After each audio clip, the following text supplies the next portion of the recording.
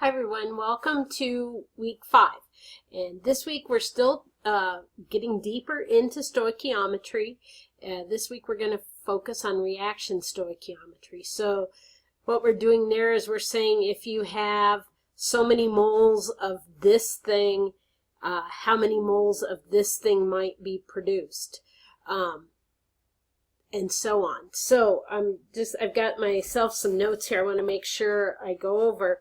Hopefully in week 4 everybody picked up or learned that if you have a mole of something, then you can figure out the weight of that, because you know that 1 mole of something has a mass of the molar mass of that thing, which is on the periodic chart, or if it's a compound, then you add up the molar masses for each thing.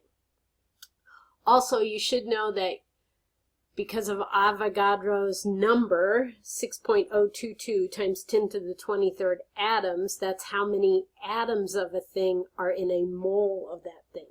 So hopefully in week 4 you learned how to do those conversions. So this week you're going to read section 9.1, and then there's a short quiz on mole ratio. And mole ratio has you look at an equation and identify ratios of this thing to that thing based on the coefficients that are in an equation. From there you're going to go on and read 9.2, and that looks at and when you're reading 9.2, there's a lot of example problems in there. I want to make sure that you guys are reading through those problems. Don't just gloss over, because reading through them will help you solve them.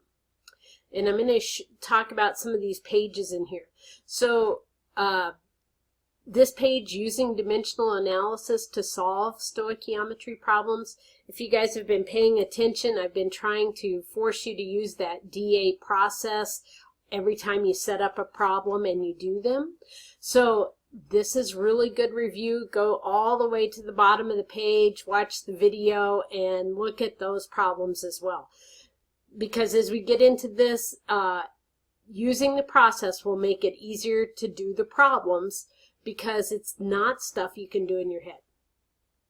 So then there's some practice problems, an animated tutorial, more practice problems, and interactive. This page has links to interactive demonstrations. You get down here to the assignment. Okay, this assignment will take you a little bit of time to do, because these are problems out of your book you're going to have to write down. And when you turn these in, a doc is fine, a JPEG is okay, but try to double check your work, make sure that it's right side up, because if it shows up in the viewer where it's sideways, it's really difficult to grade, and with my glasses on, it just gives me a headache. If you do a Google Doc, make sure you give me rights to edit, because then I can have it open and comment on the same page.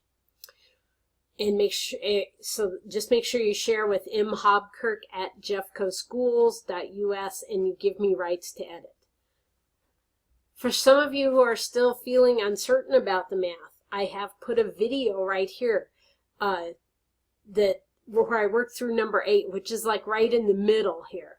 So watch it first. So you have to read these problems. Some of them you have to balance the equations first. Some of them you have to make sure that the formulas are right first. So you need an ion sheet. You need a periodic chart. You have to use skills that you've learned all year to do this assignment. So this is not an assignment that can be done in 10 or 15 minutes. Allow yourself an hour to complete this assignment.